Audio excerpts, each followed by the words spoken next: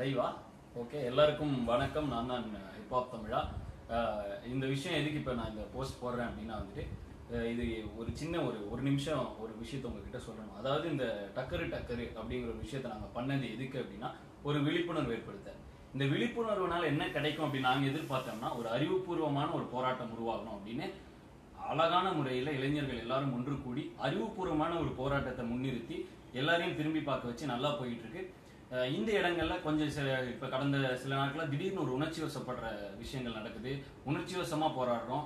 உணர்ச்சி வசமா போராடக்கூடிய எந்த விஷயமும் ரொம்ப நாளா போகாது அப்படிங்கிறது சரித்திரம் சொல்லியிருக்கு. அறிவுபூர்வமாக எந்த விஷயம் எந்த போராட்டம் நடக்கிறதோ அந்த போராட்டத்துக்கு தான் ஒரு நிரந்தர தீர்வு கிடைக்கும். அதனால நான் இப்ப 4-5 நாளா முதல்ல இருந்தே ஆரம்பத்திலிருந்தே நாங்க இந்த வீடியோ எடுத்ததுக்கான காரணம் என்னன்னா, இந்த கிராமத்து இளைஞர்களுக்கும் நகரத்து இளைஞர்களுக்கும் இருக்கிற கேப் நடுவில் நம்ம ஃபில் பண்ணணும். அங்க இருக்கிற விஷயத்தை இங்க கொண்டு போய் சேர்க்கணும். அப்ப நாங்க என்ன பண்ணோம், இதுக்கு உண்மையா குரல் கொடுக்கிற உண்மையான போராளிகள், அதாவது உண்மையான ஹீரோக்களை கண்டறிந்து அவங்களெல்லாம் அந்த டக்கர்ல வீடியோல கொண்டு வந்தோம். இன்னைக்கு வந்து ஜல்லிக்கட்டு பிரச்சனைக்கு நான் ஒருத்தன் குரல் கொடுத்து 1 வருஷம் முன்னாடி எந்த இதுவும் இல்லாம குரல் கொடுத்தேன் அப்படிங்கிறதுக்கு ஒரே காரணம் அப்படின்னு பாத்தீங்கன்னா திரு கார்த்திகேய சிவசேனாதிபதி. நான் நிறைய இன்டர்வியூல சொல்லியிருக்கேன். ஸோ இந்த உணர்ச்சி வசமான போராட்டத்தை ஏன் நம்ம பண்ணக்கூடாது? நாளை அலங்காநல்லூரை நம்ம வரோம், கண்டிப்பா எல்லாரும் கூடுறோம்.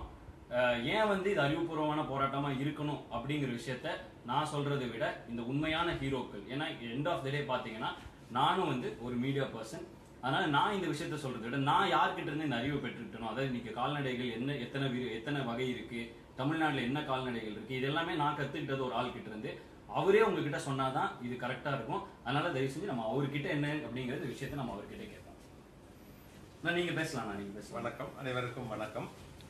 நமது தமிழக பாரம்பரிய கால்நடைகளை காப்பாற்றுவதற்கும் அந்த கால்நடைகளுடன் சம்பந்தப்பட்ட நமது கலாச்சார விளையாட்டுகள், பயோ கல்ச்சரல் ஸ்போர்ட்ஸ் என அழைக்கக்கூடிய ஜல்லிக்கட்டு, ரேக்லா போன்ற விளையாட்டுகளை காப்பாற்றுவதற்காக தமிழகத்திலே பெரிய போராட்டங்கள் நடந்து வருகிறது. அருமை தம்பி ஹிப்ஹாப் தமிழா என்கிற ஆதி அவருடைய டக்கர் வீடியோவுக்கு பின் இன்று ஒரு பெரிய விழிப்புணர்வு ஏற்பட்டு நாளை அலங்காநல்லூரிலே அதற்காக ஒரு அமைதி ஊர்வலம் நடக்க இருக்கிறது. அந்த அமைதி ஊர்வலத்தின் போது நாம் அனைவரும் ஒன்று கூடி பல ஆயிரக்கணக்கான இளைஞர்கள் இப்பொழுது அலங்காநல்லூருக்கு வந்துவிட்டதாகவும் அங்கே பலர் வீடுகளிலே அவர்கள் கல்லூரி மாணவர்கள் தங்கியிருப்பதாகவும் செய்திகள் வந்து கொண்டிருக்கின்றன. நாளை நாம் எல்லாம் ஒன்று கூடி அலங்காநல்லூரிலே ஒரு அமைதியான ஒரு பேரணியை நடத்த வேண்டும் என்று உங்களை எல்லாம் கைகூப்பி கேட்டுக்கொள்கிறோம். காரணம் என்னவென்றால், நமக்காக ஆதியை போல் சினிமா துறையிலும் இருக்கக்கூடியவர்கள், உலகம் முழுவதும் இருக்கக்கூடிய தமிழர்கள், குறிப்பாக ஐரோப்பியா, அமெரிக்கா, ஜப்பான் போன்ற நாடுகளிலே அனைவரும் இந்திய தூதரகத்துக்கெல்லாம் சென்று நமக்காக போராடி இந்த தமிழர்களுக்கு எங்களுக்கு இந்த விளையாட்டை அனுமதி கொடுக்க வேண்டும், உச்ச நீதிமன்றத்தில் இதற்கு அனுமதி வாங்கி தர வேண்டும், அல்லது மத்திய அரசாங்கம் சட்ட திருத்தம் கொண்டு வர வேண்டும் என்றெல்லாம் போராடி வரக்கூடிய சூழ்நிலையில் எக்காரணத்தை கொண்டும் நாளைக்கு நாம் உணர்ச்சி வசப்பட்டு எந்த விதமான ஒரு உணர்ச்சி வேகத்திலே எந்த விதமான பிரச்சனையோ போராட்டமாகவோ அதை மாற்றிவிடக் கூடாது. தமிழக காவல்துறையும் தமிழக அரசும் இதுவரைக்கும் நமக்கெல்லாம் நம்மளுடைய உணர்ச்சிகளை புரிந்து கொண்டு நம்மளுடைய வேதனையை புரிந்து கொண்டு நம்முடன் ஆதரவாகத்தான் இருந்து வருகிறது. காவல்துறையும் தமிழகத்திலே இதுவரைக்கும் நானே ஒரு 30-35 போராட்டங்கள் சென்றிருக்கிறேன். அதுபோக தமிழகத்திலே 100கணக்கான போராட்டங்கள் நடைபெற்று வருகிறது. அத்தனை போராட்டங்களுக்கும் காவல்துறை நமக்கெல்லாம் பர்மிஷன் கொடுத்து, அதுக்கான பர்மிஷனை கொடுத்து நமக்கு பாதுகாப்பாகவும் நம்மளை எல்லாம் நல்ல ரெஸ்பெக்டுடன் நம்மளை நடத்தி நம்மளை அனுப்பி வைத்திருக்கிறார்கள். ஆதலால் நாளைக்கும் அலங்காநல்லூரிலே அதே போல எந்த விதமான பிரச்சனை இல்லாமல் இந்த போராட்டத்தை முடித்து நாம் இந்த பிரச்சனையிலிருந்து வெற்றி பெற வேண்டும் என்று கேட்டுக்கொண்டு உங்களிடமிருந்து வெளிப்படுகிறேன். அதோட இன்னொரு முக்கியமான ஒரு விஷயம், அதாவது என்னன்னா, இப்ப நம்மளுக்கு வந்த விஷயம் தானா, அலங்காநல்லூர்ல கிராம மக்களுக்காக தான் நாங்க இந்த போராட்டத்தை முன்னிறுத்துறோம். அதாவது நானும் ஒரு பாதிக்கப்பட்டவனா தான் இந்த போராட்டத்துல இறங்குறேன். நான் ஒரு காலை வச்சிருக்கேன். அந்த காலை இந்த வருஷம் ஜல்லிக்கட்டுல இறங்கல. அதனால என்ன பாதிப்புகள் உண்டாச்சுங்கிறத பார்த்து தான் இந்த போராட்டத்துல நான் இறங்குறேன். இது போராட்டமே கிடையாது. எங்களை பொறுத்த வரைக்கும் இது ஒரு அமைதி ஊர்வலம். நாங்க குரல் கொடுக்கறோம், எல்லாரும் வாங்க, அமைதியா வாங்க அப்படிங்கறதான் எங்களுடைய வேண்டுகோளும் கூட. அதனால இந்த யாருமே இந்த மாடை அவுத்து விட்டுட்டு அந்த மாதிரி திடீர்னு உணர்ச்சி வசப்பட வேணாம். ஏன்னா இது பின்னாடி நமக்கு கிடைக்க வேண்டிய உரிமைகள் கிடைக்காம இருக்கிறதுக்கு சில பேர் இதை சித்தரிச்சு நம்மளை காட்டு மிராண்டிகள் அப்படின்னு டேர்ம் பண்றதுக்கு வசதியா இது மாறிடும். அது போக இன்னொரு விஷயம் என்னன்னா, இன்னைக்கு ஏற்கனவே 2000 பேர் கூட்டிட்டாங்கன்னு இப்ப நியூஸ் வந்திருக்கு.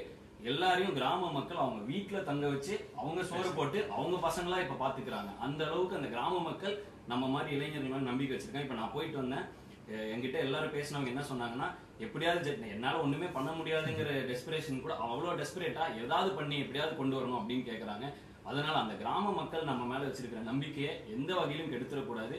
மிக அமைதியான ஒரு ஒரு ஊர்வலமாக இது இருக்கணும். நம்மளோட குரலை நம்ம பதிவு பண்ற ஒரு விஷயமா இருக்கணும். இதுக்காக தான் இவருடைய கருத்துக்களை டக்கர் மூலமா வந்து நான் இவர்கிட்ட இருந்து தெரிஞ்சுக்கிட்ட விஷயங்களை சொன்னது அதுக்காக தான். எனக்கு வந்து ஒரு அவப்பெயர் வந்தாலும் சரி, இந்த கிராம மக்களுக்கு எந்த ஒரு வகையிலும் இவர்களை போல உண்மையான ஆட்களுக்கு எந்த ஒரு பிரச்சனையும் வந்துடக்கூடாதுன்னு தான் வந்து என்னுடைய வேண்டுகோள். அதனால கண்டிப்பா இந்த வீடியோ நீங்க பாப்பீங்கன்னு நினைக்கிறேன். இப்போ உங்க வழியில் யாராவது அலங்கநல்லூருக்கு உங்க ஃப்ரெண்ட்ஸ் வந்துட்டு இருந்தாங்கன்னா அவங்க கிட்டயும் சொல்லுங்க. எந்த ஒரு வகையிலும் இது உணர்ச்சி வசப்படக்கூடிய போராட்டமாக மாறிவிடக்கூடாது. அமைதி ஊர்வலமாக நம் குரலை ஸ்ட்ராங்கா பிரதிபலிக்கிற ஒரு ஒரு ஒரு ஊர்வலமாக இது அமைய வேண்டும் என்று சொல்லிக்கொண்டு விடைபெறுகிறோம். கண்டிப்பா எல்லாரும் வாங்க, வந்து சப்போர்ட் பண்ணுங்க அப்படின்னு கேட்கிறோம். நன்றி, வணக்கம். இன்னொரு சின்ன வேண்டுகோளுங்க. நாளைக்கு நமக்கெல்லாம் நமது மாடுகள் மீதும் காளைகள் மீதும் பெரிய பிரியமும் பாசமும் இருக்கிறது. ஆயிரக்கணக்கான வருடங்களாக நாம் அதை பராமரித்து வந்திருக்கிறோம். நாளை எக்காரணத்தை கொண்டும் தயவு கூர்ந்து காளைகளையோ கன்னுக்குட்டிகளையோ அங்கே கொண்டு வர வேண்டாம் என்று கேட்டுக்கொள்கிறோம். நாளை கிட்டத்தட்ட 1,00,000 பேர் கூடுவார்கள் என்று எண்ணப்படுகிறது. அப்படி இருக்கக்கூடிய சூழ்நிலையில் ஒரு காளையை அங்கே கொண்டு வந்து அந்த காளை மிரண்டாலோ அந்த காளை அவுத்து கொண்டாலோ ஒரு பெரிய ஒரு அசம்பாவிதமுக்கும் ஒரு ஆபத்து ஏற்படுவதற்கான சூழ்நிலை ஏற்படும். அப்படி ஒரு சூழ்நிலை ஏற்பட்டால் ஏற்கனவே நம்மளை எல்லாம் எதிர்த்து உச்சநீதிமன்றம் வரை சென்று பல பிரச்சனைகளை உருவாக்கக்கூடிய மிருக நல ஆர்வலர்கள் பார்த்தீர்களா இப்படி எல்லாம் பிரச்சனை நடக்கிறது என்று இதை எடுத்துக்காட்டி ஒரு தப்பான உதாரணமாக காட்டுவதற்கு நாமே காரணமாக இருந்து வரக்கூடாது என்று உங்களை எல்லாம் கேட்டுக்கொள்கிறோம். நன்றி, வணக்கம்.